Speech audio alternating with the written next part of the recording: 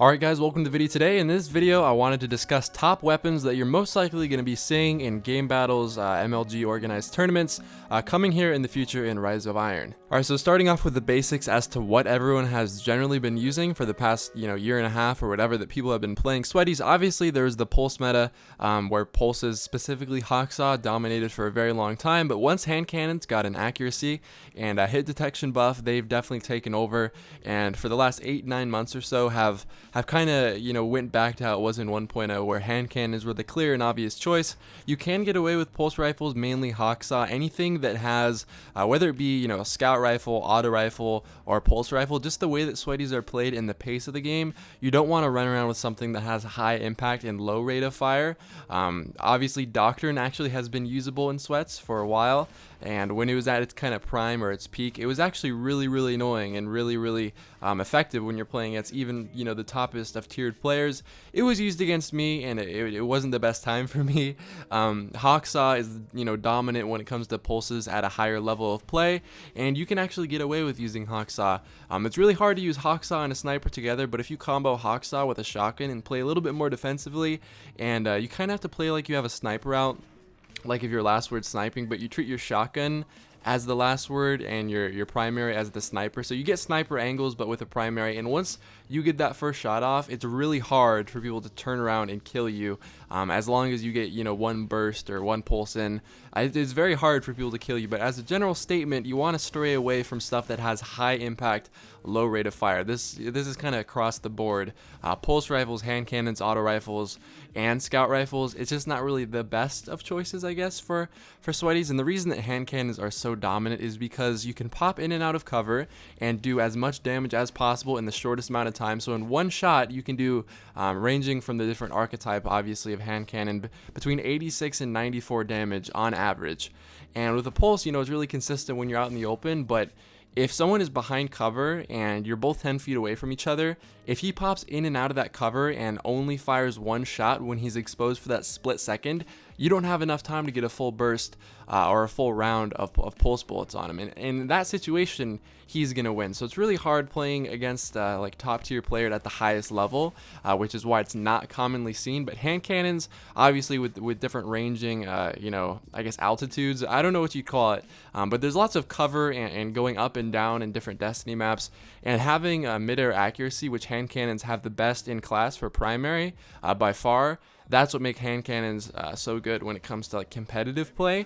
So if I had to guess, I'd say we're gonna see a lot of hand cannons still, a variety of pulses depending on the archetype, but as a general statement, hand cannons I feel like are gonna remain being the primary weapon that you see regarding year 3. One thing that I did want to mention about my statement regarding map sizes and how hand cannons are usually the most versatile and the best choice as far as primaries go on most maps.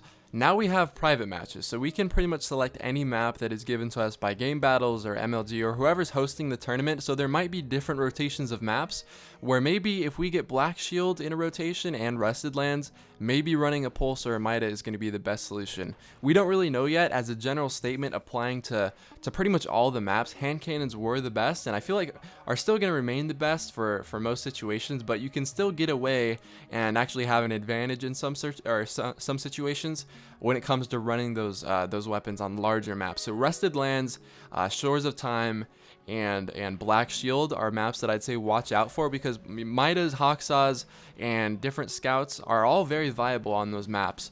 And I feel it's going to be kind of fun and kind of interesting to see how that plays out, because I think we're going to see a wider variety of weapons given the new system where we can, pick time limits, pick maps, pick time of day, all that sort of thing. So that's going to be interesting, but I still feel like hand cannons as a whole are going to dominate. But don't be discouraged if you want to use a pulse rifle. Those are definitely viable when it comes to different maps. You're also going to see different loadouts of teams, for like different, I guess compositions, you'd say, where maybe they'll run triple shoddy one map, but you're going to have Black Shield, or you're going to have Rusted Lands in a rotation.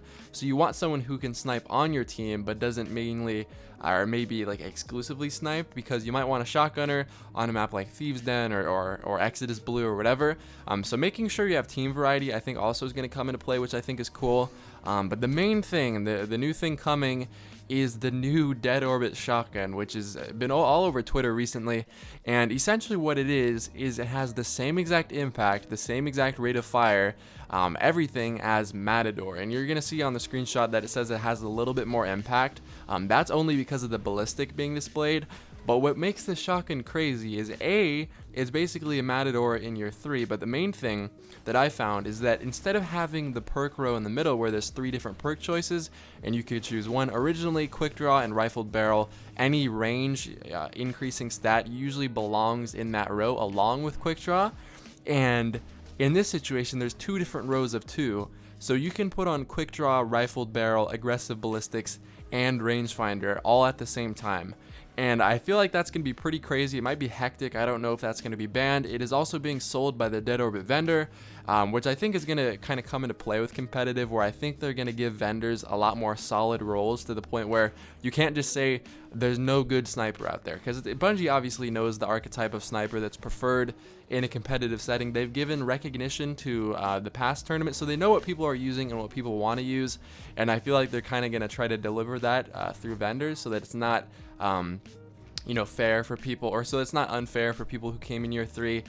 Personally, I think that shotgun along with IS Luna are going to dominate. Obviously year 3 Thorn is coming as well. We're going to see how that plays out, but for now, Last Word Sniper, IS Luna with the Dead Orbit shotgun, and all that stuff. We don't know if Matador is being banned. We don't know which weapons are being banned.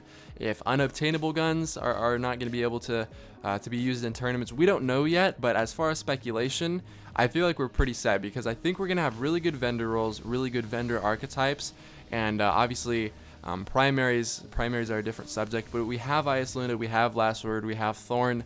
So I think we're set. So when it comes to like top tiered weapons, you're going to see different things on different maps, and map rotations and map selection is going to come into play a lot more now than it did before, because maps were random before. You could lose a series while getting Black Shield 3 times.